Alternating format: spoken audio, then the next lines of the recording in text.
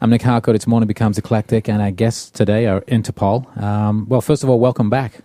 Thank you for having us. Thanks, guys. It's Paul, Daniel, Carlos, Sam, and Eric. And last time you were here was just before the record was released, last July. It's been about 8 months. And I want to talk about what's been happening in between that time, because I know you've been busy. But just very quickly for the people who perhaps didn't hear you last time around, but the band is from New York City. When did you actually get together? How long has Interpol been a band? Since 98. Since 1998, Yeah, so it's coming up on 5 years. Yeah, 5 years. The record is called Turn on the Bright Lights. When was it recorded?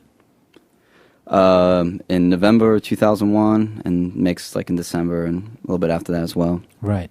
So I'm guessing at this point then, this the record is kind of a little bit old hat to you guys. It's a year and a half old. You must have been playing the songs before you recorded them, and I know you've just been so busy on the road. I think you're figuring us out, we're hanging on this record. Tell us what's been going on for you. As I said, it was just before the album came out, and you guys have been busy. A lot of touring, yeah. Lots of touring. A couple of tours in Europe, a couple of tours in the US. Give us a little bit of an insight into the life of Interpol in the last 8 months. You were in Los Angeles last July. That's right. Where you been since then? We did, I guess in August we did like the European festivals, and in September we did a US tour. October, November we did a European tour, and then we did kind of like week-long dates in December, and then in January we started up another US tour and went back to the UK and just did the Enemy Awards tour with the Polyphonic Spree, the Dotsons, and the Thrills, and we just finished that, and now we're embarking on our second leg of this US tour. So this actually runs for about another 3 weeks, I'm told. Exactly. And is there more after that, or do you get to actually take a break and maybe work on another? Oh yeah, we get 7 days off. So there's more. Yeah, there's more. I think there's a European tour after that, right? Right. And then there's festivals and stuff like that in the summer. Well, you must be happy. I mean, obviously it's busy and it's got to be tough running around and doing all this stuff. I mean, you're either on a bus or on an airplane or in a hotel. But at the same time, I mean, stuff is happening for you guys. Tell us a little bit about that, Paul. Well, yeah, there's not really any. I don't see a downside to any of it, actually. The travel is fine. I really enjoy playing shows every day. It's almost like we really don't get days off. Actually, we haven't really been having any, and nothing really phases me about it. It's just all such we shot a joy. video on our day off. Yeah, that's right.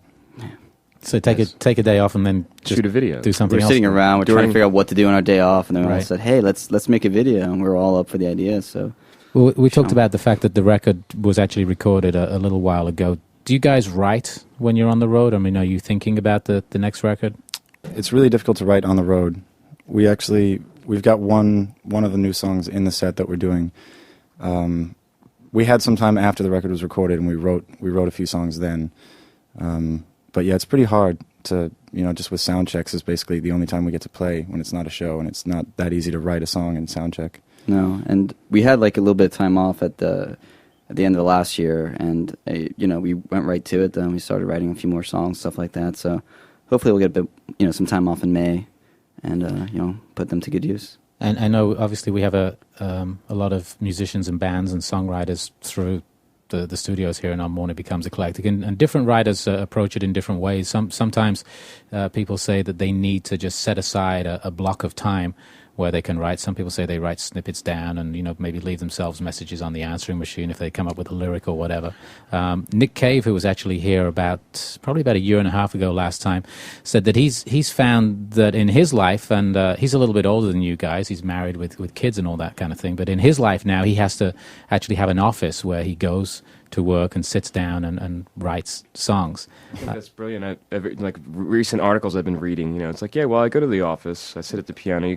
It seems like he clocks in for like 8 hours or so. Right. Isn't like around the street from his home or something exactly. like that? It's just around the block. He rented a space, and he feels that for him that's the easiest way for him to do it. That's brilliant. I think for us it's for so long the two kind of went together as far as playing shows and writing songs and debuting your new song the next show and stuff like that, and now they're kind of separated. The two processes are completely separate, the creative and the writing process and the performance process, and I think we're realizing that a little bit more as we go along. And so but at the same time we go back to New York, and we have some time off, it's like you fall right into just the writing process, and then the performance one doesn't really exist. It's kind of interesting, but you start realizing the two realms it'd be nice to try to find a way to make them coexist on the road, but it's just kind of your mind's not quite in the same place. And it's a little different, I think, for a singer-songwriter like Nick Cave, because we've got to get all four of us together. So in a sense, like that, you have to set aside the time when we're all in New York, for instance, and we can rehearse. And do you write together when you're rehearsing? I mean, is that sometimes when the ideas get fleshed out? Is that sometimes it happens by accident when the new songs arrive? Yeah, I mean both ways. Like it could be like, oh, let's do it. Let's rehearse 2 write songs, or like we'll be rehearsing and then something will suddenly happen and then we're like, whoa, can't forget that. So we like hit play on the tape recorder, make sure we have it down, and we never go back to it again. And then I never listen to it. There's but actually, I'm just thinking about that for the next album. Hopefully, we will be able to go to our archives and see if there's anything like there that we can take to the studio with us, which is also cool too, is because like maybe the fact that we can't write all the songs on the tour will mean that once we hit the studio, we'll actually use the studio to write the songs. Or at least some of them, and maybe that'll like bring out new ideas or something. You were just talking a few moments ago about shooting a video as well, and I know that the visual aspect of Interpol on stage is something that you take very seriously. What about that medium, videos? Is that something that you're beginning to explore more? I think we've been really lucky from the beginning. We were very much involved with the 2 videos. We did a video for PDA, and we did a video for NYC, and in both times we worked with really, really good directors who gave us treatments that we loved.